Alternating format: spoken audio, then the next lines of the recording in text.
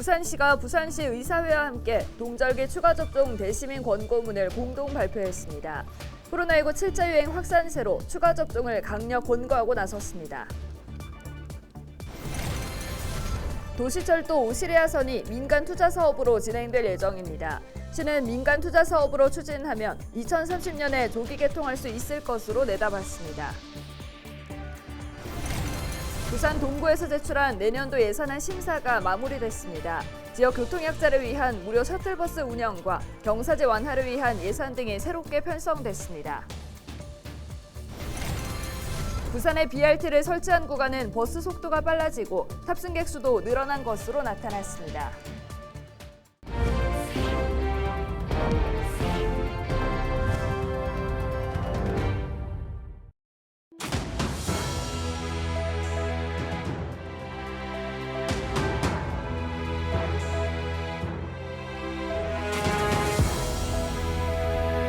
여러분 안녕하십니까? 헬로TV 부산뉴스입니다. 21일 부산 지역에 비가 내리면서 일부 도로의 차량 통행이 통제됐습니다. 부산경찰청은 21일 오전 6시 50분 기장군 철마 갈치고개를 비롯해 북구 함영동 대천천 입구에서 함영 수목원의 차량 통행을 제한했습니다. 또 금정구 청룡동 하이마을과 침례병원에서 하정마을, 산정마을 진입로도 통제했습니다. 경찰은 해당 도로에 진입하려는 차량을 우회 조치하고 지자체에서는 도로에 염화칼슘을 살포했습니다. 한편 22일에는 북쪽에서 찬 공기가 내려오면서 부산 지역 아침 최저 기온이 영하권으로 다시 떨어질 전망입니다. 21일 0시 기준 부산은 5,500명의 코로나19 신규 확진자가 발생했습니다. 이로써 부산 지역 누적 확진자는 167만 59명으로 늘었습니다. 이날 위중증 환자는 27명으로 80대 이상 11명, 60대 8명, 10대도 1명이 포함됐습니다. 중환자 전담 치료병상 가동률은 60.4%입니다. 사망자는 2명으로 기저질환이 있는 환자였습니다. 한편 부산 지역 인구 대비 동절기 접종률은 5세 이상 9.2%, 12세 이상 9.7%, 18세 이상 10.2%, 60세 이상은 23.2%입니다. 부산시가 부산시 의사회와 함께 동절기 추가 접종 대시민 권고문을 공동 발표했습니다. 이번 권고문 발표는 겨울철을 맞아 코로나19 7차 유행 확산세가 커지고 있고 지난 20일 기준 동절기 추가 접종률이 만 60세 이상 대상자의 25.8%, 감염 취약시설 대상자 45.9%로 낮은 점 등을 고려했다고 시는 설명했습니다. 시와 부산시 의사회는 현재 재유행의 고비를 넘기 위한 최선의 방법은 이가 백신을 활용한 동절기 추가 접종에 적극적으로 참여하는 것이라고 강조했습니다. 특히 만 12세 이상 기저질환자와 만 60세 이상 연령층, 감염 취약시설 입원자 등 감염 시 중증화 위험이 큰 고위험군은 지금 바로 접종해야 한다고 강력히 권고했습니다. 이가 백신은 현재 유행하고 있는 오미크론 바이러스에 특화되어 있고 기존 백신보다 3, 4배 더 효과가 높아서 감염을 예방할 뿐만 아니라 감염되었을 때에도 중증화와 사망을 방지하는 효과가 높은 것으로 나타났습니다. 부산시가 오시리아 관광단지 주변 주요 간선도로의 만성적인 교통 혼잡을 해소하기 위해 도시철도 오시리아선을 민간 투자 사업으로 진행할 예정입니다. 도시철도 오시리아선은 현재 도시철도 2호선 종점인 장산역에서 송정을 거쳐 오시리아 관광단지까지 총 4.153km를 연장하는 노선으로 정거장 2곳을 건설합니다. 이번에 민간 투자자가 제출한 제안 방식은 임대형 민간 투자 형태로 운영 기간은 20년, 총 사업비 4,854억 원, 경제성은 0.94로 분석됐습니다. 시는 국가 재정 사업으로 추진할 경우 조기 구축에 한계가 있는 만큼 민간 투자 사업으로 추진해 부산 세계박람회 개최 이전인 2030년 개통할 계획이라고 밝혔습니다.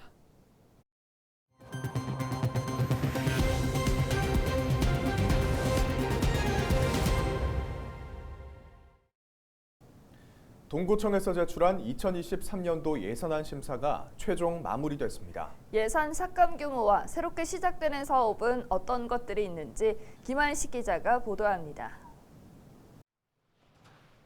동구청의 내년도 살림살이 규모는 3,494억 원으로 확정됐습니다.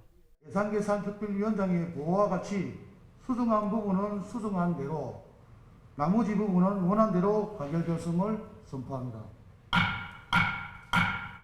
군은 2022년도 대비 13.85% 증가한 3,496억 원 규모의 예산안을 제출했습니다. 하지만 심사 과정에서 일부 삭감됐습니다.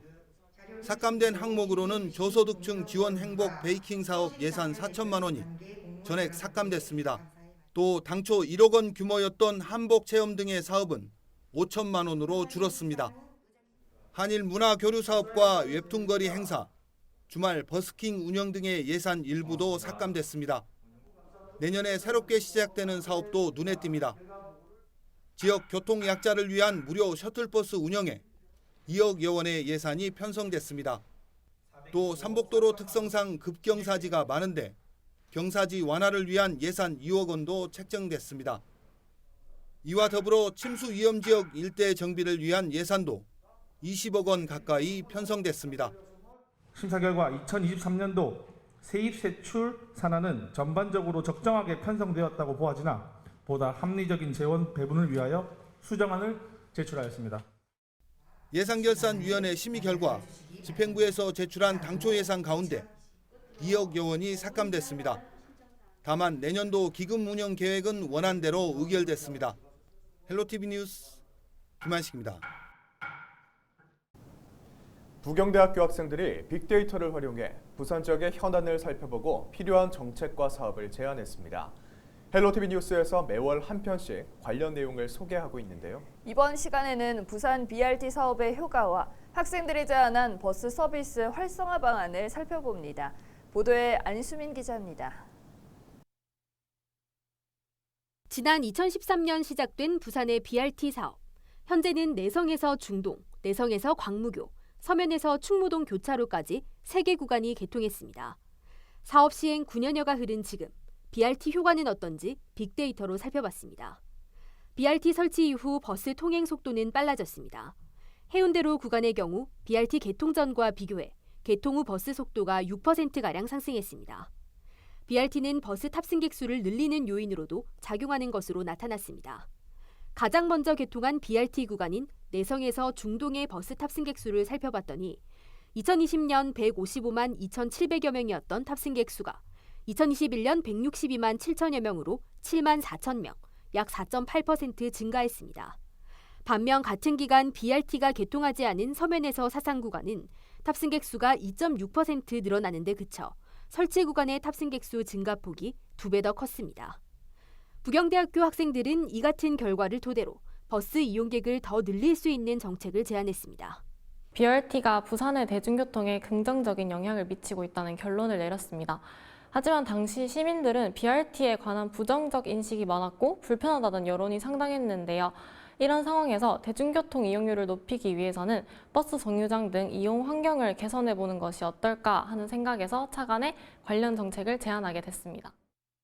학생들은 먼저 계절에 관계없이 승객들이 쾌적하게 버스를 기다릴 수 있도록 스마트 쉼터를 설치하고 BRT에 대한 긍정적인 인식을 만들기 위해 버스 정류장 외관을 특색 있는 테마로 꾸미자는 의견을 제시했습니다. BRT 정류장에 시민들의 편의를 고려해 맞춤형 자판기를 설치하자는 아이디어도 내놨습니다. BRT 정류장의 위치를 다른 대중교통과 환승하기 좋은 곳에 설치하자는 제안도 나왔습니다.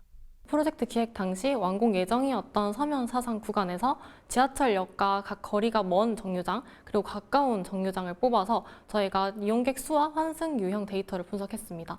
근데 그 결과 버스 정류장과 지하철역이 가까운 역이 훨씬 이용객 수가 많았고 부산시는 현재 40%대인 대중교통 수송 분담률을 2030년까지 60%로 끌어올리겠다는 목표를 세우고 있습니다.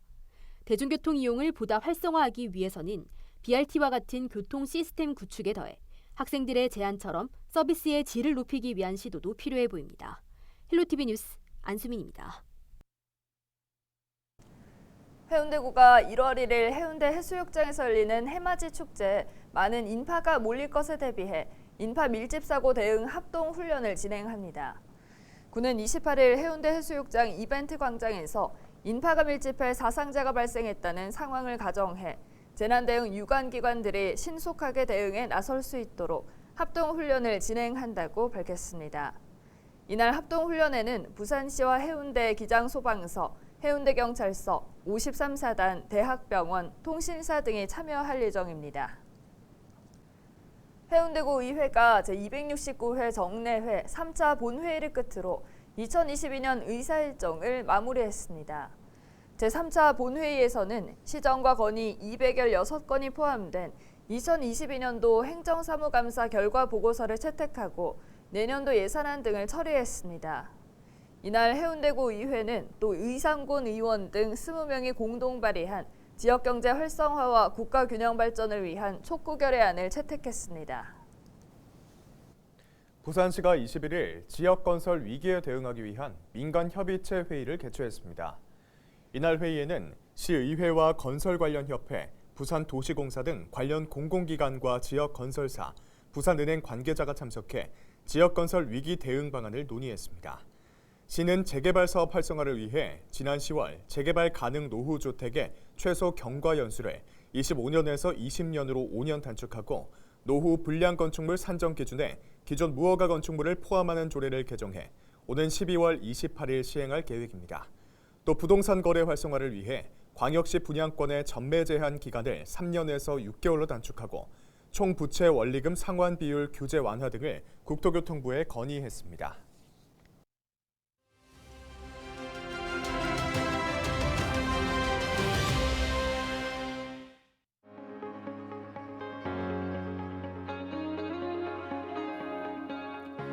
우리나라 국민들이 집을 사려면 월급을 몇 년 동안 모아야 할까요? 국토교통부가 2021년도 주거 실태 조사 결과를 내놨는데요. 수도권의 경우에는 10.1년, 광역시는 7.1년, 그리고 도지역은 4.2년이었습니다. 이마저도 월급을 단 한 푼도 쓰지 않고 100% 저축을 했을 때 걸리는 시간입니다. 그렇다면 국민들이 가장 필요하다고 느끼는 주거지원 정책은 무엇이었을까요? 자가가구와 전세가구 모두 자금 대출이었습니다. 특히 이번 실태조사에서 주목할 부분은 청년가구의 주거 상황인데요. 최저 주거 기준을 미달하는 청년가구의 비율은 7.9%, 일반 가구 4.5%보다 훨씬 높았습니다. 청년가구가 실제 자가를 보유하는 비율은 13.8%, 이 역시도 일반 가구 57.3%에 비해서 턱없이 낮은 수준이었습니다. 이런 현실과는 달리 청년 가구의 81.4%는 내 집을 보유해야 한다고 응답했는데요. 청년 가구의 내 집 마련 지원이 필요한 이유겠죠. 사실 청년 주거 문제는 어제 오늘 일은 아닙니다. 주거 문제는 결혼과 출산, 또 일자리 문제와도 이어지는데 국토교통부의 주거 실태조사의 취지대로 실효성 있는 주택정책 수립이 이어져야겠습니다. 데일리 브리핑이었습니다. 부산시 교육청이 디지털 전환 시대에 대비하는 창의 융합 인재를 양성하기 위해 시기별 구체적인 추진 계획을 담은 IB 교육 중장기 로드맵을 발표했습니다. 먼저 도입기인 2023년부터 2024년까지 인프라 구축과 제도적 운영의 기반을 조성하고 초중학교 대상 IB 연구학교 운영 등 IB 교육을 위한 환경을 조성할 계획입니다. 발전 확산기인 2025년부터 2027년은 연구학교 운영 결과 분석을 통해 IB 교육의 장점을 발전시켜 실제 부산 교육 정책에 반영하기로 했습니다. 정착기인 2028년 이후에는 부산형 IB 교육 모델을 본격적으로 교육 현장에 적용할 계획입니다. 한편 IB 연구학교에서는 질문 기반 수업과 탐구 중심 교육 활동, 서논술형 절대평가를 특징으로 수업과 평가가 이뤄집니다. 부산시가 올해 부산시정 베스트 성과 13개를 선정했습니다. 부산시는 시민 설문조사 등을 통해 미래 비전과 시민 행복, 현안 해결, 도시 브랜드 등 4대 분야 13개 성과를 뽑았다고 밝혔습니다. 13개 성과에는 2030 부산 세계박람회 유치 추진, 가덕도 신공항 조기 건설, 북항 2단계 재개발 사업 예비 타당성 조사 통과, 한국산업은행 부산 이전 추진 등이 포함됐습니다. 유료도로 연속통행 할인 도입과 생곡 쓰레기 매립장 확보, 도시철도 하단에서 녹산선 국가사업화 확정 등도 우수한 시정 성과로 꼽혔습니다. 이상으로 뉴스를 마칩니다. 함께해 주신 여러분 고맙습니다.